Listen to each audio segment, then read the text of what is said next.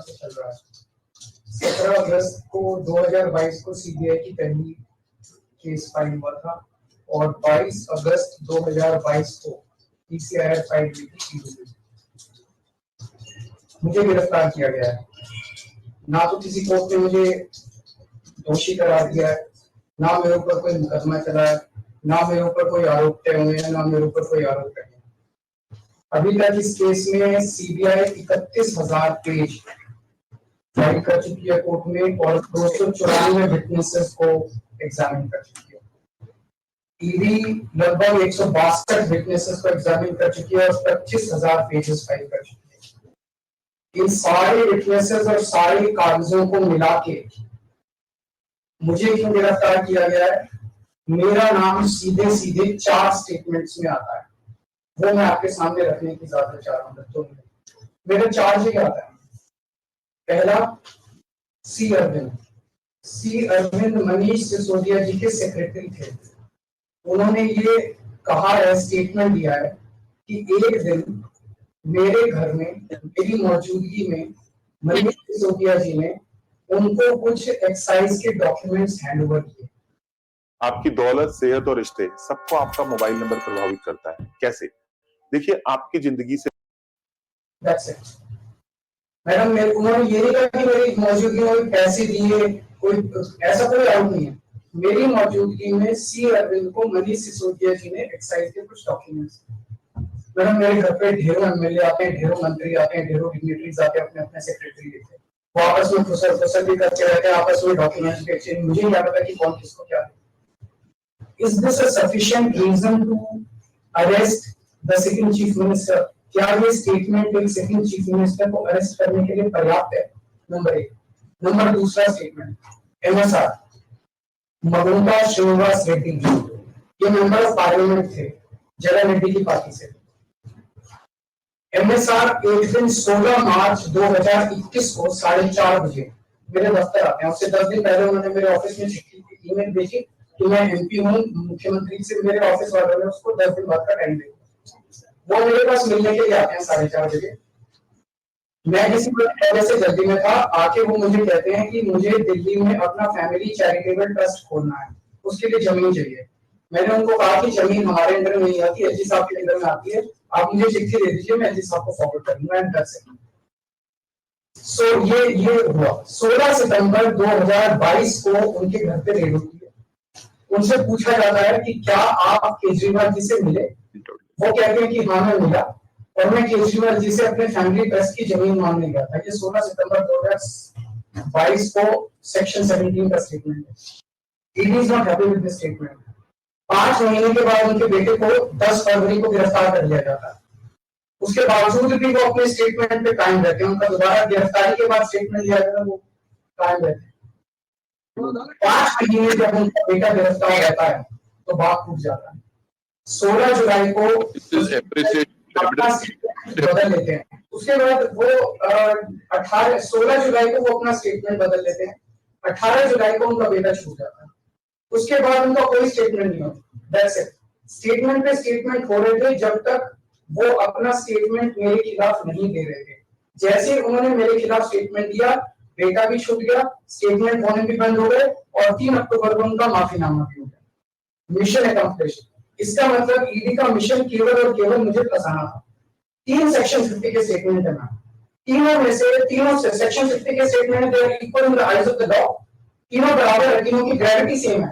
तो उसमें से एक स्टेटमेंट के तवज्जो क्यों दी गई? क्या जांच की गई है जानने के लिए उसमें से एक ठीक है, बाकी 2 गलत है।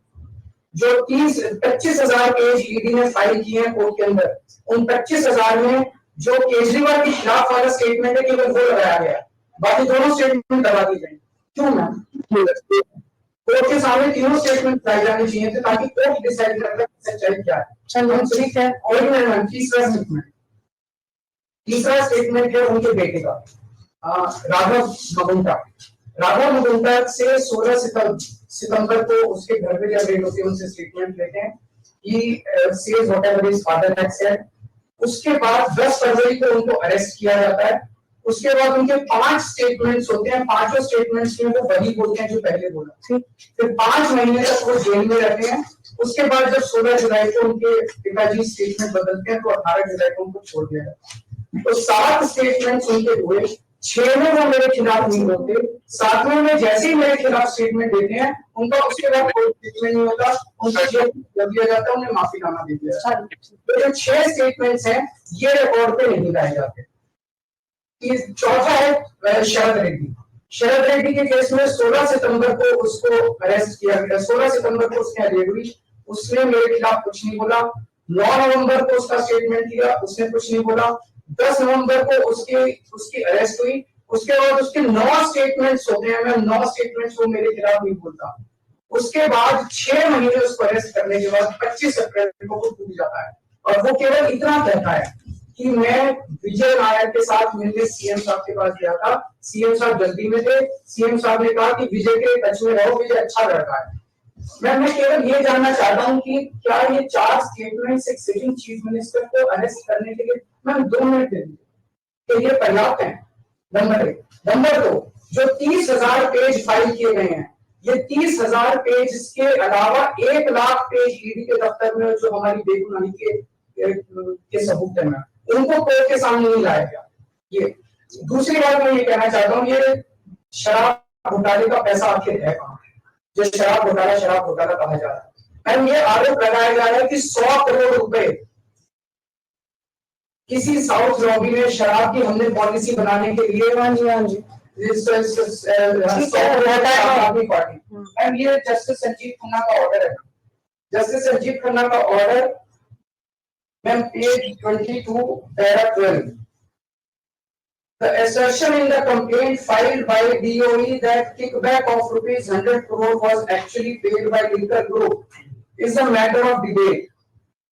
संजीव खन्ना कह रहे हैं, इसका मतलब ये साबित नहीं हुआ, इसका मतलब ये विवादास्पद है, इसका मतलब ये संदेहास्पद है, इसका मतलब इसके लिए सबूत नहीं है। तो जो 100 करोड़ रुपए ये कह रहे हैं कि हम लोगों ने रिश्वत ली, वो रिश्वत तो संदेहास्पद है, उसमें तो सबूत ही नहीं है। लेकिन असली शराब घोटाला क्या है? असली शराब घोटाला शुरू होता है ईडी की जांच के बाद। जब ईडी की जांच शुरू हो जाती है, ईडी की जांच के 2 मकसद हैं। एक स्मोक स्क्रीन क्रिएट करना पूरे देश के सामने, आम आदमी पार्टी ने चोरी की है, आम आदमी पार्टी भ्रष्टाचारी है, आम आदमी पार्टी ने शराब घोटाला किया, और उसके पीछे एक्सटॉर्शन रैकेट करना जिसके जरिए वो